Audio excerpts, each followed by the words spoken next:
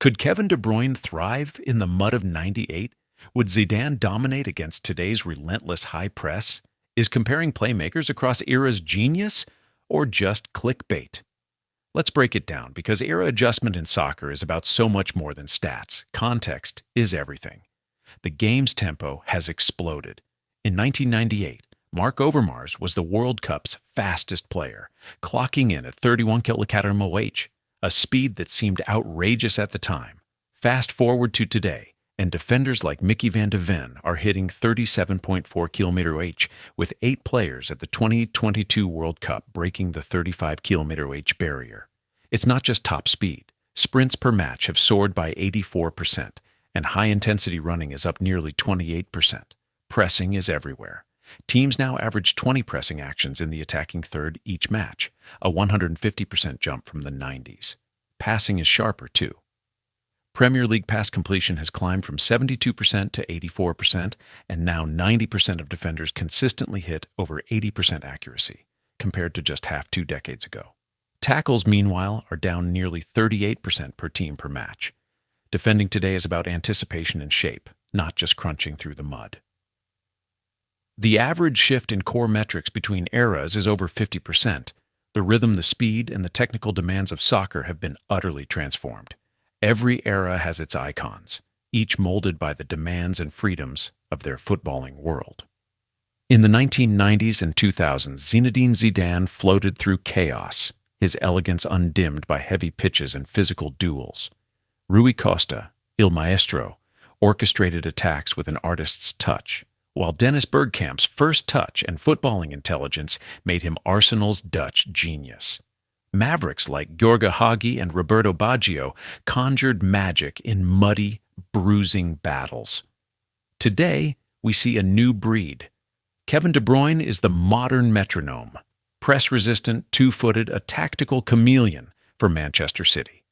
Jude Bellingham blends creator, presser, and goal threat, a hybrid of old-school flair and new-school athleticism. Luka Modric and Toni Kroos master tempo from deep, thriving in the tactical labyrinth of modern football, while Jamal Musiala's dribbling lights up Bayern's positional play.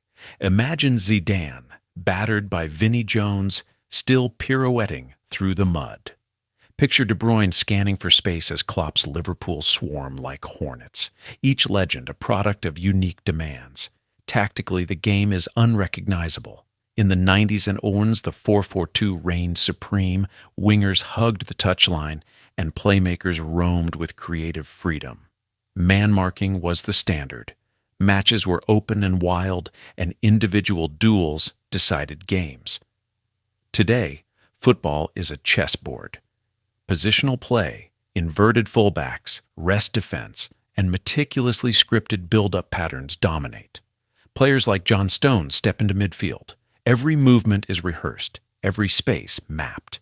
Modern playmakers face 150% more pressing actions in the attacking third than their '90s counterparts. Versatility is required. Gone are the days of the luxury number 10 who only attacks. Creators must now press, cover ground, and adapt to multiple roles. The transformation isn't limited to the pitch. Training in the '90s was uniform and intuitive. Just run it off. Now it's individualized, data-driven, GPS-tracked, and even features VR cognitive drills. Nutrition has gone from basic and inconsistent, often undone by post-match pints, to strict, personalized protocols with protein shakes and supplements. Recovery has shifted from passive rest to cold baths, compression gear, massage, and sleep monitoring. Mental health? The pressure is more intense than ever. While the '90s featured less scrutiny, today 30% of Premier League players report significant anxiety or stress under the relentless 24/7 spotlight. Cristiano Ronaldo's 6-meal, no sugar, thousands of sit-ups regimen is now the gold standard. Even the off-season is active rest, not a 6-week holiday. Coaching has evolved from the iron-fisted reigns of Ferguson, Capello, and Lippi to the teacher-managers like Guardiola, Klopp, and Arteta, who demand tactical flexibility and continuous learning. Refereeing, too, has changed dramatically.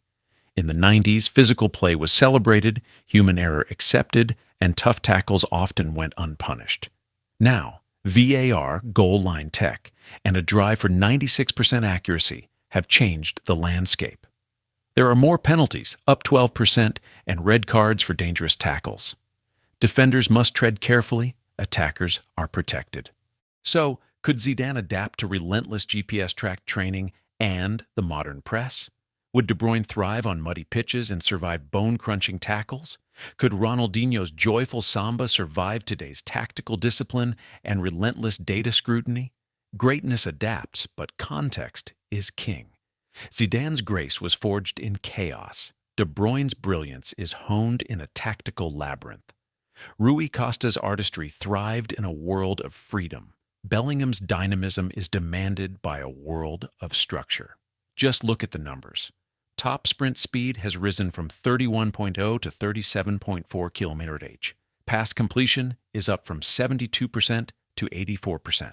Tackles per match have dropped from 32 to 20. High-intensity running is up 28%, and sprints per match have nearly doubled. The percentage of defenders recording over 80% pass accuracy has jumped from 50% to 90%. The most dramatic changes? Pressing actions are up 150%, sprints 84%, and defenders' technical precision has soared by 80%. Defending is now about anticipation, not just aggression. Football's emotion runs deeper than stats. Zidane's 2006 headbutt, Baggio's tears in 1994, Ronaldinho's infectious smile, De Bruyne's relentless drive, Bellingham's teenage swagger. Each moment is a product of its era's pressures and possibilities. Today's stars face a unique kind of scrutiny: social media, branding, and the expectation of constant perfection. So next time you see a list ranking Scholes, Pirlo, Modric, and Bellingham together, remember, their worlds were different. What might happen if their eras collided? Comparing eras is fun, but apples and oranges only make sense when you know what makes each unique. Greatness endures, but the game and the world around it never stands still. Drop your wildest what-if era matchup in the comments, and don't forget to subscribe. The debate never ends, but the beauty of football is that every era gives us legends worth remembering. In football, context is king. The game changes, but greatness endures.